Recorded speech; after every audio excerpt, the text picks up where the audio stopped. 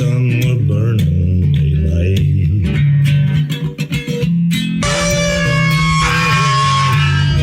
Howdy there, I'm Matt McKinley and we're burning daylight. In the saddle till the job's done right. Welcome to Burning Daylight, the only podcast for the working cowboy. Well, howdy there, daylight burners. Happy Wednesday. Hope the week's been treating you all right. It's been cold and wet and sticky and boggy and just the worst part of winter in a feedlot. It is I stepped in shit up to my mid thigh today, and so I had that going for me, but I still wasn't behind a cubicle, and that's a good thing too. So, got a really good episode for you today. This is the inaugural episode of Finn's Post Politics Ag Edition, and be co-hosted tonight by Mackenzie Johnston, and we'll be doing these periodically moving forward. And let Mackenzie take the reins on this one and kind of steer the conversation as to what some of the big topics in agriculture are are and have been for the last couple weeks. So, yeah, it was a really good one, and I think you're gonna like it a lot. So, without further ado, let's get into it.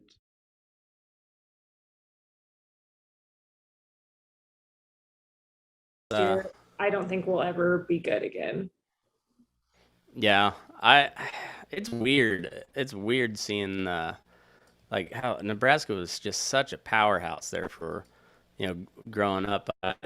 I'm sure I'm several years older than you, but like I grew up as a CU fan back in the the early '90s when they had the co-national championship, and I went to one CU game after I started school at CSU, and I quickly decided I'll root for CU anymore. So, but it was like the CU Nebraska rivalry, the like Nebraska Oklahoma rivalry, like those were all like powerhouses, and now they're like Oklahoma is kind of good sometimes, and then Nebraska's like meh. Yeah. CU, I honestly, I couldn't even tell you how good they're in the Pac-12. It's weird. It's weird how college football's changed. Yeah, I mean, we've got Scott Frost. We thought he was like the savior when we first got him, and then I don't know, things have just been tough, and I think they'll give him one last year to get it together. And if he doesn't get it together, I think they're going to fire him. And I'm not an expert, but I don't know. I don't think we'll ever be that team that we were back in the 90s. I think college football has just evolved, and we haven't really evolved with it up here in Nebraska. But again, that just comes from me, and I don't know a terrible lot. So, yeah. Well, yeah, it is what it is. I haven't watched college football in forever, but it's kind of I remember when Nebraska was like really good. I remember when Oklahoma was like, in the conversation for national championship. Now they're just like, yeah, whatever. But we got a few people tuning in now, and so welcome Daylight Burners, and welcome back Mackenzie Johnston. Second time on the show, but first time as co-host of Finn's Post Politics. So maiden voyage of this little conglomeration, and I think it's going to be really, really good going forward. I'm going to let Mackenzie kind of take the reins from here, and she's got some topics specifically to ag, and I'd imagine more head towards the cattle and beef production side of things, but I honestly don't know. We haven't discussed topics yet, so I'm excited just as much as you guys are. Yeah, well, thanks for having me on. This is exciting. This is an exciting partnership. Like within ag and the cattle industry over the past couple of weeks, it's been a little bit slower when it comes to news and hot topics. There has been a lot of stories come out looking back over 21, looking back over the issues we've seen in 21. There's been some stories in the last couple weeks about how the pandemic, I know we're past the pandemic, but how Omicron may still impact our industry when it comes to shutdowns. I'm sure you have a strong opinion on that. But even with trucking and getting product into grocery stores wholesale, and the fact that that might even increase beef prices even more than what we're seeing today. And we've seen record prices in the past few months. So that has definitely been a hot topic. What are your thoughts on that whole situation? Well, I think it sounds like, they're still like really trying to hype up the the mass hysteria as always, but it seems to be losing a lot of steam. And the more we hear about this Decepticon Omicron variant, it's looking like this thing is doing what viruses do, and it's mutating out, and it's slowly going to become like the common cold. And this particular variant seems to be very, very similar to a common cold, and with the caveat that it's probably a lot more dangerous than that. But it seems to be on that trajectory, and that I don't know. They've been talking about vaccine mandates for air travel. It seems like that guy is doing everything he can to like spark us into actual armed conflict. Yeah. I mean, it just like things are kind of like it kind of gets lost in the fray during the holiday season, so like people aren't paying quite as much attention to it. And then you come out with something like that, and you're just like, do you really want people to fight? Because this is going to lead to people fighting. Like, and it's frustrating, but I think the inflation problem is going to, like, we haven't seen the beginning of it yet. This Build Back Better bill, thank God that kind of got shut down, but it seems like they're trying to resurrect every little bit of it they can, and it's just so much money. And when you have something like 40% of all US dollars were created in the last like 18 months, that's where your inflation comes from. And when they just start spending more and more money and printing more and more and more, and they're not even really printing it anymore, it's just adding zeros on a computer. But that's what leads to hyperinflation, and we're really, really well with like Weimar Germany right now as far as the inflation. I don't know where we're headed on that. Yeah, so I'm sure you heard that the Feds announced in the past couple of weeks that they are going to raise interest rates 4 times in the next year. And I'm sure they announced the percentage, maybe it's like half a percentage every time. But I obviously didn't live through the 80s. I was there for the tail end, but obviously interest rates were off the charts. And in order to slow down inflation, as you and I both know, you have to raise interest rates.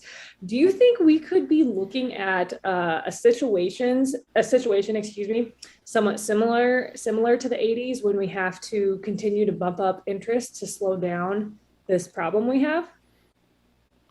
I think we might be on that track. I don't see that really happening under a Biden administration. I don't know what their plan is really. It's except get vaccinated. Like that seems to be their only like, real plan is to, get vaccinated. Um, so. But I think, you're going to start to see some really interesting moves from the Federal Reserve in the next year or so to try and combat this inflation deal. But they never will get to like the core problem of it, which is sound money policy. And so the raising of the interest rates, I'm sure it'll do some stuff in the short term, but boy, it's I don't know. It just looks like we're setting for like a big bubble burst, and you know, Yeah. it sure looks like it. Yeah, that's a scary thought. So I don't know if you saw it. It was all over Facebook this week. There was an article that came out in the New York Times that basically just talked about how cattle producers, how we're feeding the world, but yet we're not getting paid for it. And the corporates are snagging all the profit within our industry. It was basically a reiteration of what we've heard in the past couple years. And it's basically a reiteration of everything I've talked about on my updates in the past few years. But what are your thoughts on that whole situation? We've touched on it a little bit, but on the Packers, yes, there it is. On the Packers having so much control, and how do we make our way out of this? And I know that's a pretty broad question, and we could probably talk about it for hours. But what are your thoughts on all that? I think it's a good thing that this is finally starting to make national headlines, and you do have to remember who is who's writing this article, because it is the New York Times. They're not, to say that they're not trustworthy would be a huge understatement. But that being said, they still do a lot of good work. It's still a valuable news source. And as much as I don't trust them as far as I can throw them, they're typically not out and out lying to you. May not be truthful in how they shape things, but they're usually not out and out lying. So it's good that it's come to the national. As far as anything real getting done, I don't know. This compromise bill. I was reading an article from was it Tri-State Livestock News? Yeah. And how it really looks like it's a boon for the Packers, and not much relief for the cattle producers. So that's the issue that you have when you put your faith in government getting something done, because they're gonna try to get this one done, but it's that's a two-edged sword, because it doesn't look like it's gonna help us much. It's gonna increase profits even more for these Packers, and then it's actually gonna make it harder to get something done in the future, I think. Right. Yeah. Waiting. I don't know. Maybe waiting for the government isn't always the best thing, because we've seen what our government does, and how it takes them a while to get anything done. If they do get it done, and what they say they're going to do, how that actually plays out might not be exactly what we expected. So there's all of that. Right. And then this the current ag secretary, Vilsack, he could be worse. I'll say that he could be worse. Considering the administration that he's worked for in the past and currently working for, we could do a lot worse. So I guess that's a little silver lining, but he's not great by any means. Yeah. There's no doubt about that. I don't know. I would like to see if there is any movement towards some real enforcement of the Packer and Stalkers Act. I won't hold my breath, but maybe it seems like maybe there's. I know like Marco Rubio has kind of thrown his hat in the ring at investigating JBS, or just Brazil in general, on the beef side of things. So, the Congress loves to investigate, and they love, because that gives them a chance to give flowery speeches in the form of a question for in front of the national TV. So if they do get to investigate, we'll get some really good sounding questions and really good sound bites, but I don't see much, at least at the federal level. I just don't see much happening there. Right. Right. So I don't know if you caught it. Last week, Canada reported that they had discovered an atypical case of BSE, mad cow disease. And so earlier, it might have been yesterday, I believe. Yeah, yesterday was Monday. Gosh, I want to say it's not China, maybe South Korea. Some country that Canada exports to, they have halted the imports of Canadian beef because of this BSE report. And so if we do turn back time a little bit farther, Brazil reported BSE cases back in early September, and then we saw China halt their imports of Brazilian beef. However, through all of this, through the Brazilian BSE cases and now the one discovered up in Canada, America continues to import beef from these countries. Do you have any thoughts on that? Because there's a lot of people that are super vocal about that situation. Hey, folks, I'm sorry to interrupt you, but I got some sponsors that helped me put this show together. So, first and foremost, we got Stetson Forge LLC out of Fromberg, Montana. You guys know the Stetson name. They've been big supporters of the show for a little while now. And while Jesse's not technically a sponsor at the moment, he's still trying to get his knife business back up in full swing. And I just wanted to throw a big shout out their way because they've really helped me a lot over the last couple of years. And I'd be an asshole if I didn't let you know that these are some really great people. Jesse's done a lot and makes just some of the best knives out there, all handmade, hand forged. As you can see, he's got his daughters helping him. They also sell some really good beef jerky products, beef sticks, and just your traditional beef jerky.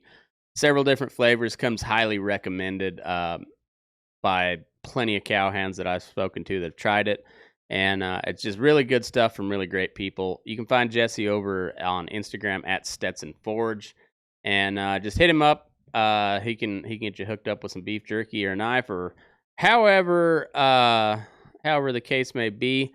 So check him out. Let him know you heard about it on Burning Daylight. Next up, we got Tracie Morrison Custom Silver. Tracie is a former cowhand himself, now building some of the coolest cowboy gear on earth. Buckles, bits, spurs, conchos. Really has stepped up his game on his engraving. He's really done a lot of work, and he takes a lot of pride in it. Just once again comes highly recommended by all the cowhands that have used his stuff. It's built for the working cowboy. It's priced for the working cowboy. Like I said, Tracie's a friend of the show. He's a friend of mine, and I really appreciate his support. So find him over on Instagram at @Morrison_custom silver. Let him know you heard about it on Burning Daylight. Next up, we got Hall's Rocky Mountain Jewelry. Scott Jason Hall, you know him well from the show, old buckaroo.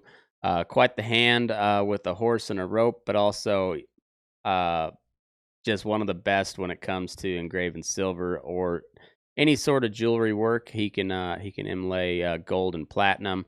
He can do repoussé, which is cutting and setting of gemstones. As you can see in this turquoise that this piece that he did for my wife. He's just a phenomenal artist and a good friend of mine.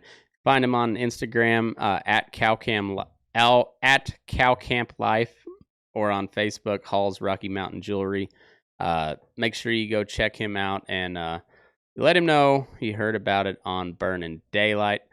Next up, we got Brittany Hesseltine and SquareTop Leather and Design. She is a cowgirl out of Wyoming. Pinedale, I believe, is where she's originally from. Building all sorts of cool leather stuff. She is making me a pair of leggings as we speak, but she does head stalls. She does purses for the ladies, chinks, bat wings, shotguns, whatever you need on that end. Just really, really nice gal, hardworking cowboy girl, and build some really cool leather stuff. So go check her out, and you won't be disappointed. At SquareTop Leather and Design on Instagram, Facebook, same thing. Go check her out. Let her know you heard about it on Burning Daylight. And next up, we have got who do we got? We got Cardomax.com. Cardomax is a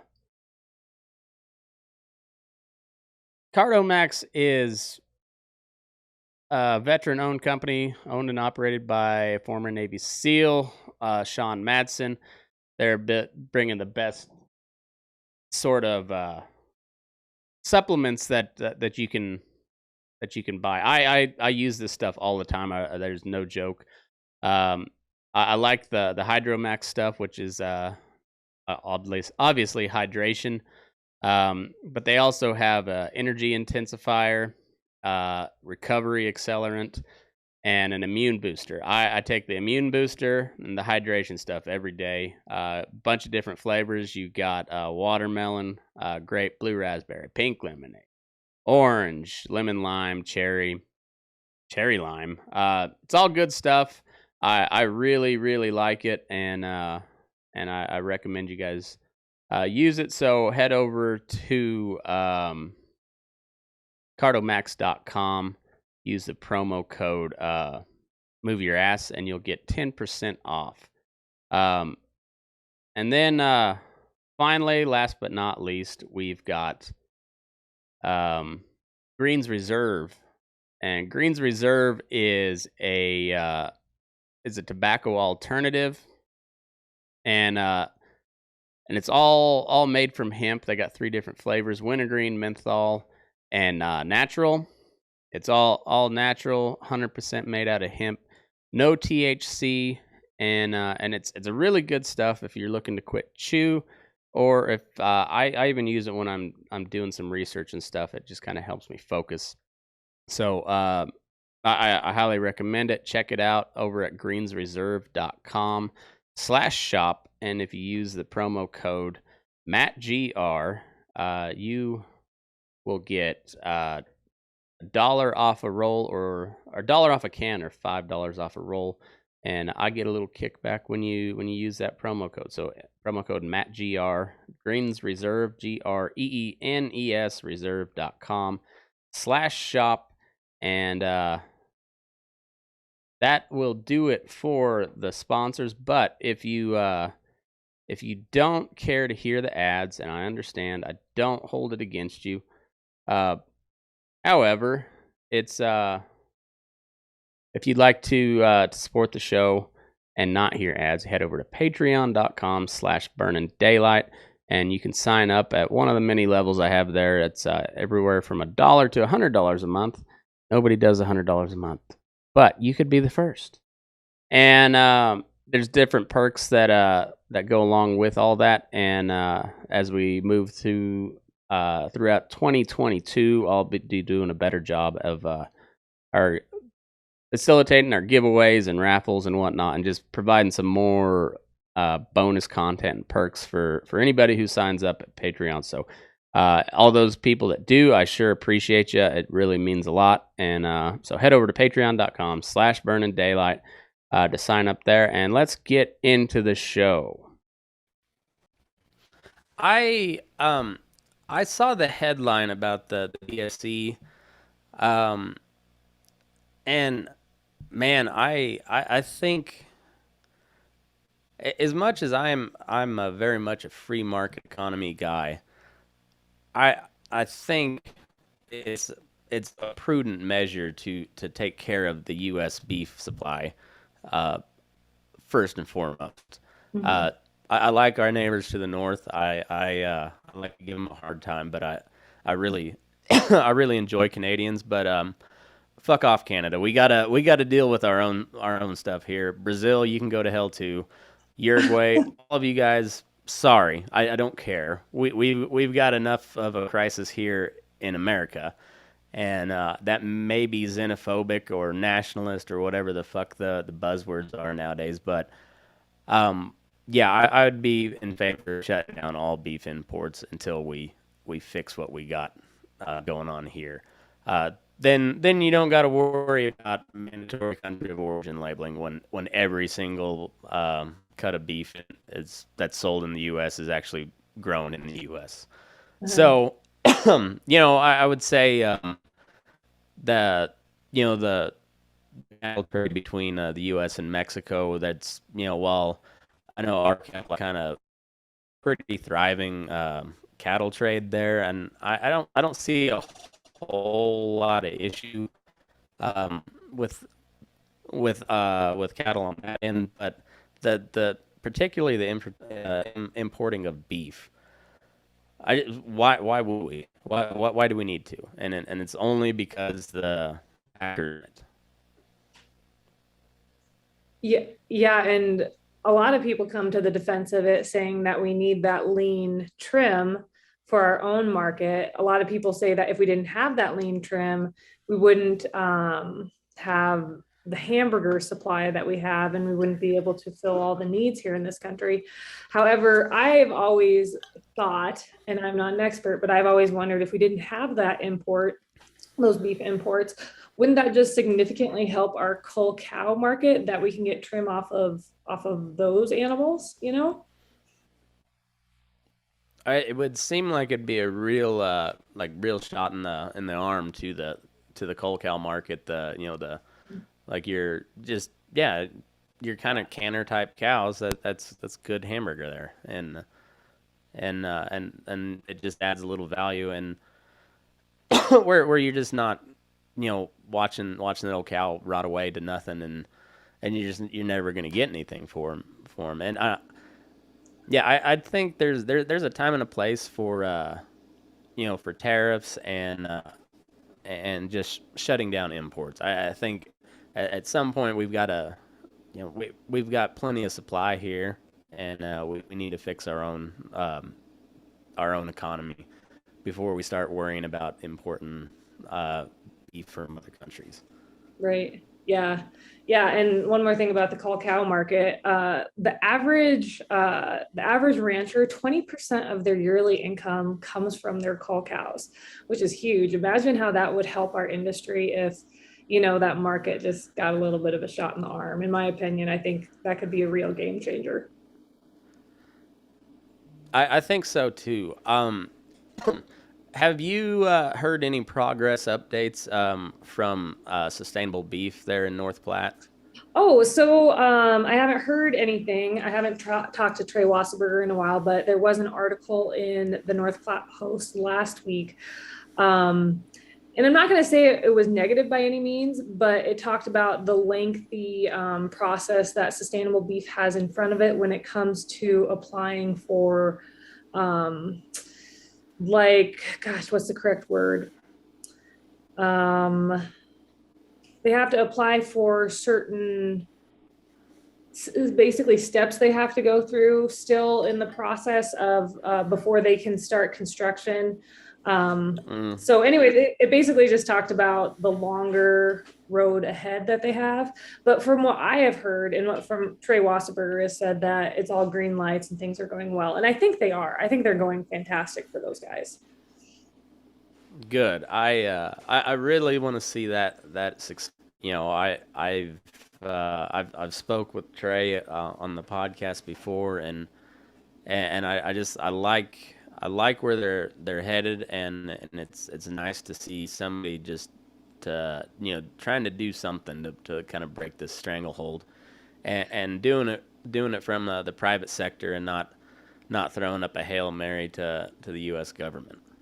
Right, exactly. And you talk about them being successful, and maybe this is a little too overconfident, but I don't feel like with that group that they have put together, the professionals they have together, those ranchers that have come together, I feel like, it would take something catastrophic for them to fail. They're just a go-getting group and a lot of knowledge, and they know what they're doing. So I think things are looking good for them. I think so too, and they're starting to get some mainstream media coverage as well, Yeah. and that always helps. And I think it's going to be projects like that, and then more of a move towards a direct to consumer market, or more of a source and age verified deal where it comes with a story instead of just a stamp of source and your CAB label or whatever. It's Mhm. when it becomes more of a personalized purchase at the store, um, which is where we're kind of headed towards. Um, the operations like sustainable beef or your just your friendly neighbor rancher beef to sell. That's the stuff that's going to change the industry, I think, and it's really cool seeing folks like that stick their neck out and try to move in that direction. Yeah, I mean it's definitely a risk, I'd say, but I think to get anywhere in life you have to take a risk, and I commend all those guys. And you talk about which way the industry is moving, such as what sustainable beef is doing, or if you are doing direct to consumer marketing. I think us as producers, we need to realize that that is now what the consumers want, and we have to maybe make Mm-hmm. changes with how we operate in order to satisfy the consumer. And I think that is incredibly hard for a lot of people in the industry. Change is not accepted Mm-hmm. very well. No, it's not, and yeah, there's a lot of just that this we did it because granddad did this way, and Mhm. not that granddad was wrong, but the way granddad was doing it isn't working in today's times, and that doesn't mean you have to change everything, but if you don't adapt to the market, you get pushed out of the market. Yeah, yeah, exactly. So I don't want to beat a dead horse, but I don't know if you saw that since the National Western Stock Show in Denver, Colorado is under a month away, Jesus, just a few weeks. The mask mandate in Denver, Colorado has been extended, so there will supposedly be a mask mandate at the stock show. Do you think this is going to impact attendance? Mm. Yeah, I would imagine so. Um, I would imagine. I guess I hadn't heard that stock show moved back to Denver. Because it was at Grand Island. Was that last year or year before? It was in Oklahoma last year. They took it down to Oklahoma Okay. City last Okay. year because they had all those regulations in Colorado. So they never actually like took it away from Denver. And I saw a lot of people comment on the article, which was written by the Fence Post magazine, saying that, wait, I thought Denver didn't have it anymore, but they still have it. And yeah, I just, Okay. and Rachel Gable with the Fence Post, she's the one that wrote the article, and she talked about how she believes that this mandate will be lightly enforced, but I think it will be interesting to see if it does impact the crowd in any way, shape, or form. Yeah. I wonder. Yeah. There's some I would imagine. I mean, I think there was a mask mandate at the at the NFR. I don't know if at Thomas and Mack itself, but I know Vegas has a mask mandate, and you didn't see a whole lot of masks on TV at the NFR, so I Yeah. I imagine it's going to be kind of like that. So I don't know if people are excited for it to be back in Denver. I think they'll show up and just say just you know comply just enough to get in, and then not worry about the mask. I would imagine, but I wonder. Denver at every step has done everything they can to push the stock show out, and they just don't weaken. Yeah. Yeah, well, as Rachel Gable talked about, it's been there for, I mean, 115 years. There's 115 years of history behind Mm, the stock show in Denver, which is huge. Uh, yeah, it's interesting. It'll really be interesting in the coming years as Colorado becomes more liberal, especially the Denver area, to see how that impacts the stock show. yeah, it'll be really interesting because I mean, stock show is a tradition for me. I went every year from eighth grade till like a couple of years after I graduated college, and Oh, just every wow. single year I went, and and so it's I mean it's very much a tradition in Colorado agriculture, but Yeah. yeah, it's sad. The city of Denver has been at war with the stock show for quite a while, and they just like I said, it just seems like they do everything they can to, and it's almost working. Yeah. Yeah, exactly. And I think last year when they had it down in Oklahoma, I think it was a hit. I heard a lot of great things. So I mean, I'm sure there were a lot of places that would love to take the stock show on with open arms.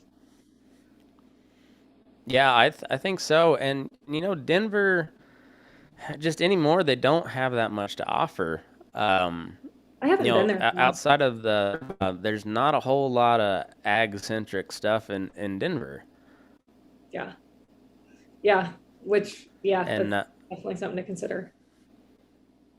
yeah, and so like on a similar note, Vegas had all the mask mandates and all the lockdown, the occupancy requirements last year. So NFR moved to Texas, and I heard a lot of people really talking up the Texas experience, but the more you hear from this year, it's no. Vegas still owns the NFR. They're Vegas still has enough of an offering that people like the NFR in Vegas, and I think I think that one's probably going to stay. Yeah.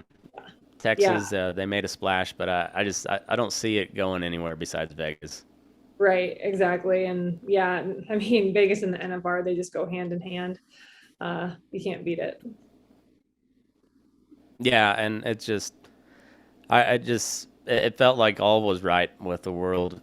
Seeing them turn the corner at Thomas and Mack on the team roping side. It's just like you see that in December. Like the world's kind of starting to get back to normal. Yeah, yeah, exactly. A little normalcy. So the Did last, you did go you ahead. the NFR when you were at RFD and Cowboy Channel? No, I didn't work for them long enough to make it out there for anything. I went out there for fun when I was in college, and then I had a friend that was Miss Rodeo Nebraska, and I went, geez, I think it was 13 or 4. It would have been 2013, I think. Um, Okay. and I'm guessing you've been out to the NFR various times. No, I've spent very little time in Vegas, but I've got a bunch of buddies that go every year, and I've and it is not my scene. I like people, but I kind of like them from a distance. Yeah, I can totally understand that. I am not a fan of Vegas itself, but the finals, it is incredible. I don't even know if there's words to go along with it. It is just the atmosphere and the Thomas and Mack, everyone is just right on top of the arena. It's electric, I guess you'd Hmm. say. But Vegas itself, Yeah, I don't love all the people. I do love a good roulette table, but I 3 days out there. roulette's your game, huh? Yeah. Roulette is my game, or else a good slot machine. But That's yeah, awesome. yeah, There you there you I've got a go. love affair with a roulette table. But I'm a blackjack guy, and I'm not good at it, but I like to play. I I like to see think how long it can make $100 last. I think 90% of the male population is a blackjack guy. If you ask any guy, hey, gambling, what are you into? Blackjack. It's just, and not trying to be sexist by Yep. any means, but it's just kind of the thing, I think. Oh, how dare you? Yeah. How dare you? This is a He-Man woman haters club on this show. I know you joined on. I mean, it's a rare occasion I let the women talk, but how dare you with the sexism? Oh, I know. The haters are going to come out of the woodwork. Yeah.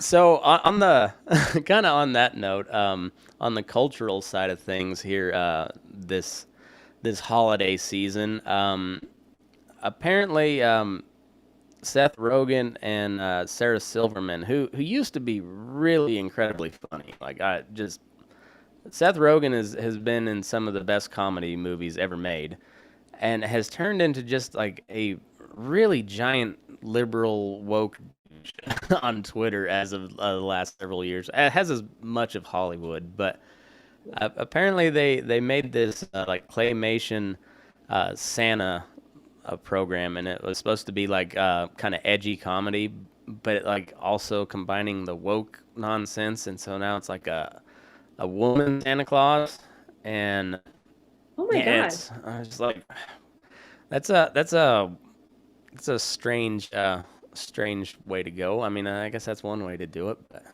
I I, I wish I could the say I'm edgy surprised, comedy but and I'm not surprised. wokeness, yeah, yeah, it just like if you haven't noticed, like the woke nonsense is about like the Christian conservative right in the 90s when everything was off limits. Hmm. They're very similar in that way, and that doesn't lead towards edgy comedy very well. And Yeah.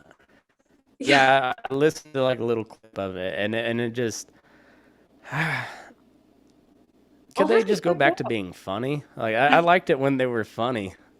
Yeah, I didn't even, I missed that somehow. That sounds quite interesting.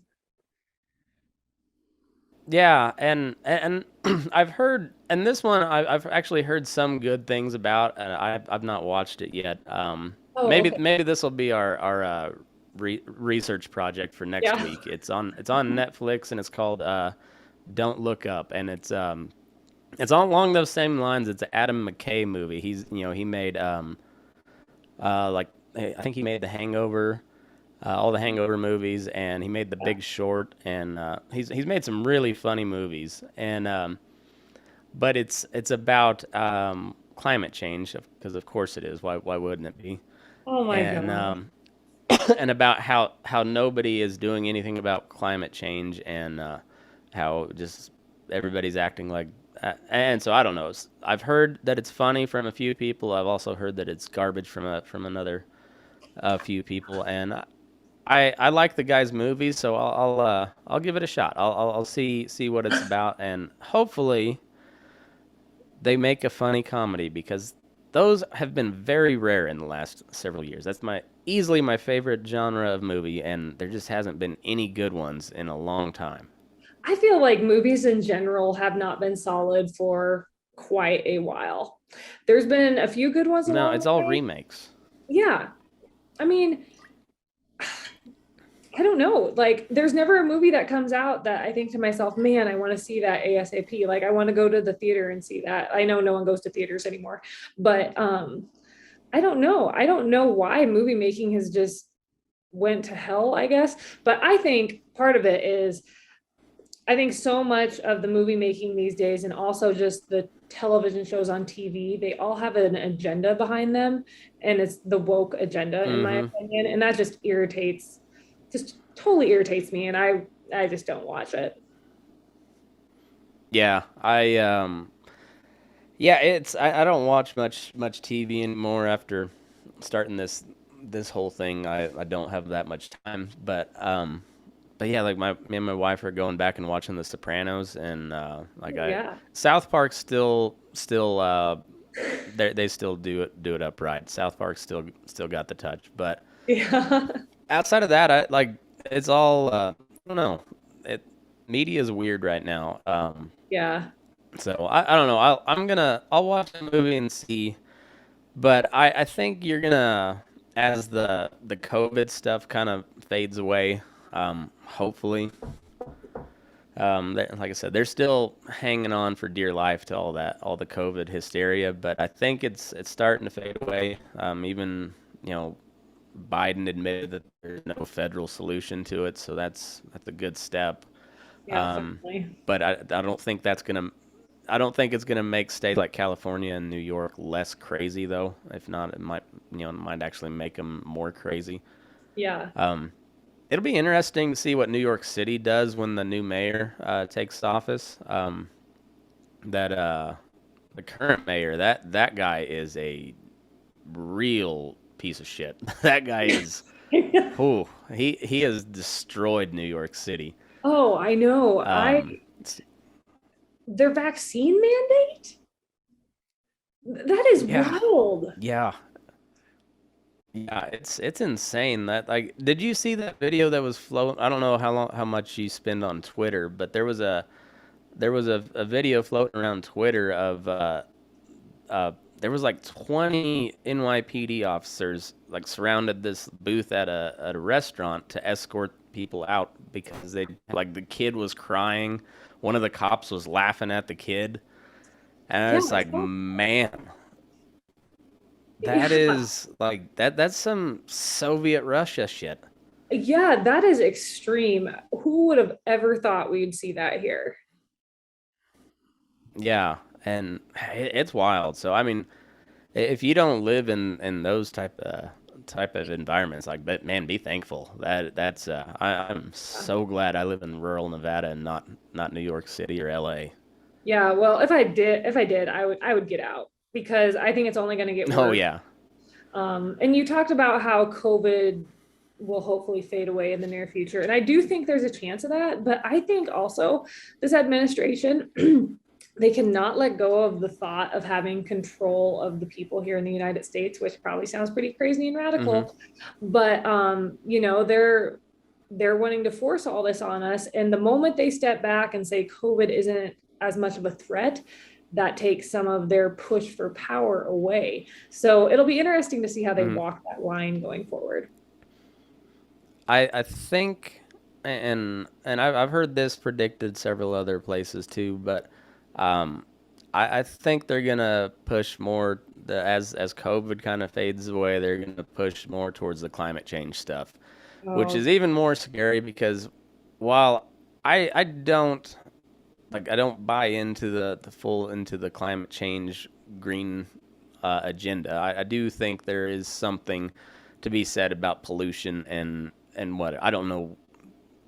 I, I don't know what how far I would go into all of that, but um, the scary thing about them pushing the climate change agenda is it's very vague, and yeah.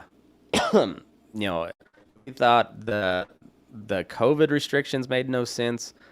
The climate change restrictions that if they try to go full authoritarian like they did on COVID with climate change, they're going to make even less sense. Hmm. And yeah, so Yeah. I don't know. Keep an eye out for that. I think you're going to start seeing, and that's kind of where I was heading. Because they're acting like people aren't aware of the climate change conversation.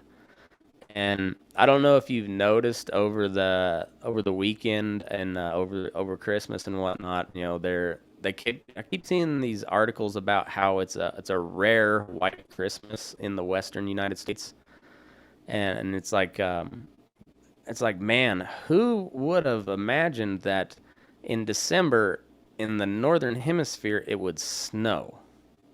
I mean that's just a shocker.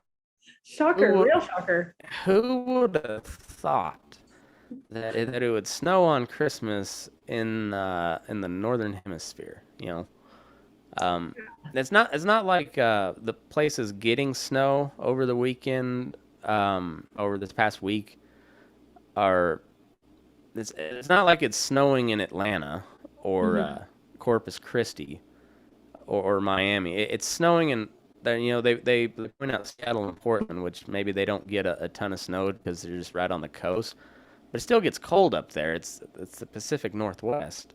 Right. Um, that they're no strangers to snow up there. I mean that is a pretty common occurrence, Yeah. and it's like this weird gaslighting that you're supposed to think that it's weird for it to snow in winter. That's worrisome. I I yeah, don't know. I didn't see It's that. like it's a weird mind game. Yeah, which is right up their alley. Yeah. So I don't know. Maybe that's just me with my tinfoil hat on again, but but I noticed several articles that they kept you know like unprecedented or or rare winter storm. It was rare last year because it was a dry year, but winter storms have been happening since the beginning of time. Yeah. Last I knew, anyway. So Yeah, it's not out of the norm just because it's it's just I don't know. dry. Huh. Yeah, it is. So that was a weird one I noticed. But that's really all I on the ag side of things. Yeah. And like I said, that was kind of rush deal. But I think the ag sector will be one of the most hard hit sectors of the economy by this green agenda because yeah, it'll be devastating. Production agriculture makes a real easy target too. So. Yeah, we're basically just a scapegoat and just an easy target, and they will come after us from every side. Yeah. It's and you gotta stay, and it's hard to not just become depressed when looking through the news, but you have to really do a lot of reading to figure out what the actual story is, and you still may not know like what all the facts are, but you have to read left wing, right wing, off the wall, obscure sources to find a decent picture of what's actually going on. Because even though I prefer Fox News over CNN, that doesn't mean that Fox News isn't just as full of shit as CNN. It's just they're telling you what you want to hear, just like CNN's telling the lefties what they want to hear. Yeah, And, any news source can skew anything. I mean, you can tell a story however you want. Mm-hmm.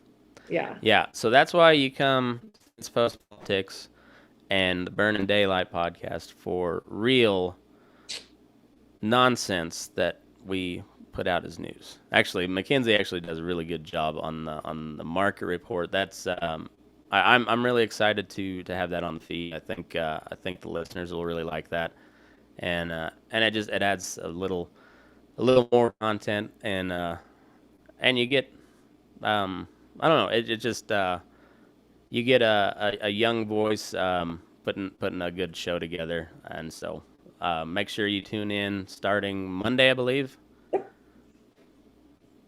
All right. So yeah, do you have a kind of a time frame when you normally post, or is it just sometime throughout the day? I'll post first thing in the morning, so probably it'll be anytime in between 4 and 6 a.m. So I try to get it out there before it comes out of bed. There you go. Perfect. Yeah. So first thing in the morning, you'll have a market report, and yeah, so that'll be you can watch it on Mackenzie's Facebook or YouTube, and you can watch it on the Burning Daylight, and then it'll be on the podcast feed as well. So more people will be hearing you. So and that's awesome. We got some big things happening in 2022, and yeah, it's gonna be a good year. I can already feel it. You bet. Super excited. Yeah, and yeah, I think you got anything else you wanted to cover today, or are we good? I think we're good. I think this was a good first run. I think so too. So thanks everybody for tuning in, and move your ass. We're burning daylight.